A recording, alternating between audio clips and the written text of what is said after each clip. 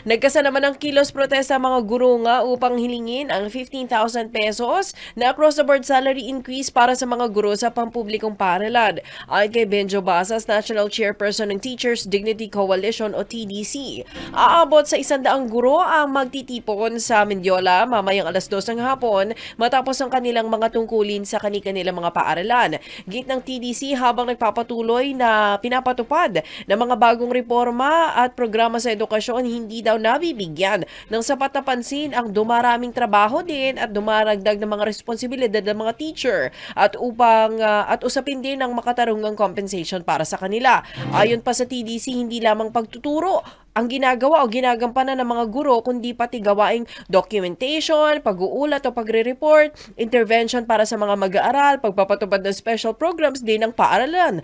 Magkakaroon din ng sabay-sabay na mga activities sa mga kasapi ng koalisyon sa iba't ibang bahagi ng bansa bilang pagpapahayag ng suporta sa panawagang pagtataas ng sahod ng mga guro. Lunes tayo ngayon. Teka, bakit 9 na dito si 8 pa lang tayo yun. Ikawalo ng Hunyo 2026. Sa ulo ng ating mga balita, 26 na milyong mga estudyante balik eskwela ngayong araw. Bilang ng mga enrollees mas mababa kumpara noong nakaraang taon. Senator Alan Peter Cayetano, binalaan naman ang 18 maleta boys wag daw dumalo sa Blue Ribbon hearing. Pero sabi naman ni Ombudsman, Boying Rimulya, sabi niya, bakit pa kailangan ng hearing ng Senado? Nag-iimbestiga ng Ombudsman. Para saan pa yan? Senator Win Gatchalian bukas naman sa pakikipag-usap kay Cayetano Black. 3 Pinoy sugatan naman sa missile attack sa Kuwait ayon sa DMW. Department of Health pinag-iingat ang publiko laban sa wild diseases sa pagsisimula ng rainy season. Dagdag bawas naman sa presyo ng produktong petrolyo kasado na bukas. Aray ko. Na naman. Pero sabi ni Joy John kanina doon sa huling report niya, bumaba nga daw Sa kanila yun, partner. Hindi, Brent crude. Oo. Isang TNBS driver patay sa pamamaril ng kanyang pasahero sa Caloocan City. Bakit kaya? Radyo natin nationwide. Kami po ang inyong mga tagapaghatid balita. Jessica San Diego, Bobadilla. At Angelo Palmones.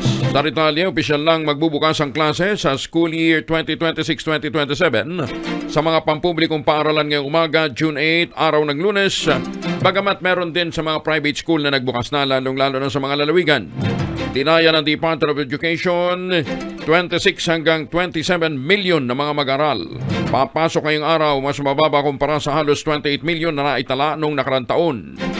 Ayon naman kay DepEd Assistant Secretary at NCR Regional Director Joyce Andaya, maaaring may kaugnayan ang pagbabago ng enrollees sa population growth noong nakaraang dekada.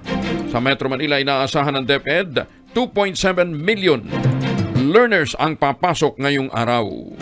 Samantala, bahagya nga daw bumaba ang enrollment rate sa mga paaralan sa bansa ngayong taon kung saan tinatayang nasa 26 hanggang 27 million. Ang bilang ng mga estudyante, mas mababa yan kung ikukumpara sa 28 million ng nakaraang taon. Sa panayam ng DZRH na napapakinggan din ho sa radyo natin, sinabi ni DepEd Assistant Secretary at NCR Regional Director Joyce Andaya, hindi biglaan ang pagbaba ng bilang ng enrollees dahil naobserbahan na ito sa mga nakalipas na 2 taon. Maaring may kaugnayan daw ito sa pagbabago ng population growth sa nakaraang dekada. Dahil dito, nagsimula ng magbahay-bahay ang DepEd para hikayatin ang mga magulang na i-enroll ang kanilang mga anak sa kasabay ng balik eskwela ngayong araw na ito. Sa Metro Manila, inaasahan ng DepEd na nasa 2.7 million ang bilang ng mga mag-aaral ngayong taon. Ang iba marahil ay hindi pa nag-enroll. In fact, mayroong mga bata tayo na tinatapos muna ang 1 buwan bago mag-enroll. And that's why we're talking to our teachers and our principals na magbahay-bahay na tayo upang may kayat ang ating mga magulang na papuntay na sa klase ang mga bata. Kasi marami silang mamimiss na mga lessons kung hindi sila pumasok. Maganda kasi na pagpasok pa lang ng klase, handa na sila, alam na nila mga requirements, di ba? Para na din sila, makaka-engage na sila sa kanilang mga kaklase. Iba kasi partner, hindi mo na pinapapasok dahil sabi nila, maglilinis pa ng eskwela. Tapos no, nagbrigada eskwela nga Brigada eh. eskwela na Oo. partner eh. Baka may mga naiwan pa daw mga kuskusin, Hindi, tsaka gano'n. baka iba, kailangan pang magtanim, di ba? Medyo dinidelay nila. O baka nagpapatumpik-tumpik pa lang talaga yung iba partner. Ganun din. Tapos nagrereklamo pagka medyo bumagsak ka. Pero lalo na sa mga public, wala namang babayaran yan partner eh. Wala Kasi nga. makadelay ka or hindi naman. Pero partner, kahit paano, gaganahan ka bang pumasok kung wala kang baon? Sa bagay partner. Di ba? Oo. Yun daw yung mabigat din daw araw-araw na baon. Hindi bago shoes mo. Oo, Oo, sa di ba? bagay. Notebook mo yung tinahitahi yung last year. Oo, yung iba nakasapatos, ikaw nakachinelas. Oo, di ba? Marami naman yan sa nakachinelas sa mga Sabagay, partner. Mahigit naman sa 55,000 mga pulis at mga force multiplier ang ipakakalat sa pagbubukas ng klase sa mga pampublikong paaralan ngayong araw ng Lunes. Kabilang sa mga i-deploy ay 29,000 na mga tauhan ng pambansang pulisya, 4,000 naman ang mga personnel sa iba pang mga units, 22,677 ang mga force multipliers mula sa mga partner agencies at mga community organization. Ayon sa Philippine National Police Chief na si General Jose Melencio Nartates Jr., handa ang buong hanay para tiyakin ang seguridad sa pagsisimula ng pasukan nang hindi nakukompromiso ang regular na anti-crime at public safety operations. Partikular na niyang tututukan ng maturidad ang pagpapatrolya sa mga school zone, pangangasiwa ng daloy ng trapiko at pagposisyon ng mga tauhan nila sa Police Assistance Desk. Samantala, all set na ang Metropolitan Manila Development Authority o MMDA para sa Balik Eskwela 2026. Nagsimula na ngayong araw na ito, June 8. Ayon kay MMDA General Manager Nicolas Torre III, magde-deploy siya ng mga personnel na tututok sa traffic management, crowd control sa mga lugar sa Metro Manila, lalo na sa mga highly populated na mga eskwelahan. It ni Torre, natapos na nila ang pagsasaayos ng pag-install ng lane markings, traffic signs at traffic lights sa iba't ibang lokasyon, lalo na sa mga malalapit sa mga eskwelahan. Mas pinaigting din anya ng MMDA ang kanilang technical monitoring sa tulong ng mga CCTV cameras at no contact apprehension policy. Bukod sa pagsisimula ng pasukan, binabantayan din ng ahensya ang posibilidad na biglang malakas na pag-ulan ngayong panahon ng tag-ulan o rainy season. Si Secretary Sani Angara ay nasa Mindanao ngayon, partner. Okay. Doon naman siya magsasagawa ng kick-off ceremony sa Cotabato City. Okay. Para sa Bangsamoro Autonomous Region in Muslim Mindanao. Mahigit sa 100 pulis ng PNP Kalinga, i-deploy naman sa pagbabalik eskwela ngayong Lunes, June 8. Detalye na balita mula sa 103.7 Radyo natin Tabuk mula kay Hilda Cortel Chico. Naimbag na bigat, Hilda. Naimbag na bigat, tinatayang nasa 132 kasapi ng PNP Kalinga ang ide-deploy para sa balik eskwela ngayong araw ng Lunes, Hunyo 8, 2026 sa iba't ibang paaralan dito sa lalawigan ng Kalinga. Nasa 34 na personel ng kapulisan ng Kalinga ang ilalagay sa 15 police assistance desks sa mga pangunahing paaralan dito sa probinsya. Magkakaroon ng tig-isang assistance desk sa bawat munisipyo, habang ang karamihan ay matatagpuan dito sa lungsod ng Tabuk. Samantala, nasa 53 miyembro ng PNP ang magsasagawa ng mobile patrol at 45 naman ang magsasagawa ng foot patrol. Nasa may kabuoang 265 pampubliko at pribadong paaralan ang imomonitor para sa pagbubukas ng klase. Bukod pa sa 15 paaralang may police assistance desks, ang iba pang mga paaralan ay babantayan sa pamamagitan ng mobile at foot patrolling. Maaaring manatili ang mga police assistance desk sa kanilang pansamantalang toka sa loob ng 1 linggo. Depende ito sa sitwasyon sa bawat area. Sa kabilang dako, magsasagawa rin ng PNP Kalinga ng mga symposium tungkol sa safety measures, crime prevention, traffic rules and regulations at mga paraan upang maiwasan ng mga estudyante ang pagkakasangkot sa mga illegal na gawain tulad ng paggamit ng illegal na droga at iba pang mga paglabag sa batas. At siya ng ulat mula rito sa 103.7 Radyo Natin Tabuk. Ito si Hilda Cortel Chico para sa Radyo Natin Nationwide. Maraming salamat, Hilda. Samantala, dako naman tayo sa Naga kung saan ang DPWH Secretary na si Vince Dizon nakatakdang bumisita doon para sa proyektong pang-impra sa nasabing lungsod. Mula 89.5 Radyo Natin na Naga, kasama natin si Mafe Mariscal. Mafe!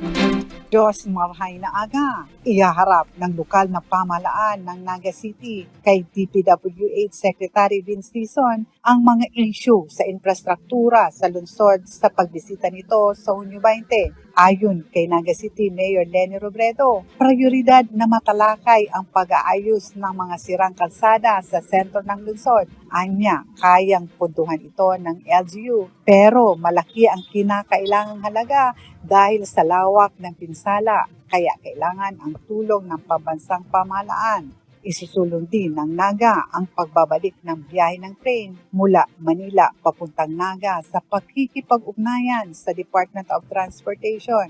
Giit ni Mayor Leni, mahalaga na maayos na transportasyon para makaakit ng mga mamumuhunan, lalo pat highly urbanized city na ang Naga. Malaking tulong din umano ang tren para sa mga pasaherong bumabiyahe papuntang Metro Manila at iba pang bahagi ng Bicol Region. Inaasahang magiging sentro ng usapan ang mga proyektong pagpapabilis sa pag-unlad ng ekonomiya at transportasyon sa lungsod. At yan po ang balita sa oras na ito mula dito sa 89.5 Radyo Natin Naga. Ako po si Mape Rigori Mariscal, nagbabalita para sa Radyo Natin Nationwide. Mabalos mamape, samantala, iginiit naman ni ACT Teachers Party List Representative Antonio Tinio. Dapat bayaran ng Department of Education ang mga gurong pinag-tutor sa ilalim ng Academic Recovery and Accessible Learning o ARAL program. Binigyan din ni Tinio na nakasaad sa batas na dapat kumuha ang DepEd ng tutors para rito, hindi ang mga guro. Inano rin ng kongresista na sa kabila ng pondo sa programa, umabot ito ng 9 billion. Wala umanong natatanggap ang mga guro kahit pamasahe o pangminrenda man lamang. Dahil dito inaapila nila sa DepEd. Gawin namang retroactive ang pagbabayad dahil na puwersa ang mga overwork na mga guro na mag-tutor sa ilalim ng ARAL program. And but more than that, dahil sa may budget, kailangan mag-hire na sila ng outside tutors, yung mga qualified na outside tutors. Marami dyan, yung mga halimbawa nag-a-apply pa lang na maging teacher pero wala pang item sa kanila. Yung iba po, halimbawa mga retired teachers, baka pwede pa rin, gusto pa rin nilang magturo. Yun po ang intention ng ARAL law para hindi na overwork ng yung mga regular DepEd teachers natin. Ayun. Ibig sabihin, may trabaho na sila partner, sila pa rin ang mag-tutor. So, Hindi, panibagong hindi to, ano yun, yung weekend yung summer break yun. Oo. Pinagturo yung mga teacher, wala daw allowance, wala rin pamasahe. Ang bira naman. Eh, pag nag-tutor nga yan sila sa mga, kunyari foreign students partner, mas malaking kikitain nila, di ba? Magkano ang bayad doon sa tutor ng anak mo? Wala akong tutor partner. Wala. Ako din ang tutor Ikaw din ang ng anak tutor. ko. Wala din ako allowance partner. Kaya pala matalino yung anak mo, ano ha? Napunta na lahat sa kanya, partner. Ay, nako, 7:80 ng oras sa buong Pilipinas. Yung ibang mga teacher nga, lalong-lalo na sa kinder at saka grade 1, taga-assistant pa ng bata sa pag-CCR. Correct. Di ba? Kawawa. At saka niya, pag-recess yan, partner, kung halimbawa, 25 silang mga hindi naman toddlers, pero mga kindergarten students, taga-bukas pa yan ng mga juice, taga-bukas ng pagkain, ganun eh.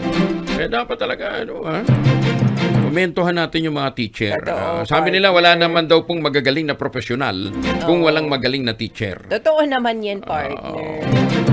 Lalong-lalo na sa UP, magagaling yung mga teacher dyan. Kaya kung magagaling yung mga estudyante dyan Sayang di kita naging teacher, nakakainis. Ay, hindi na ako nagtuturo ngayon. Sakit na rin sa bulsa. Akala ko sakit na rin sa ulo, partner.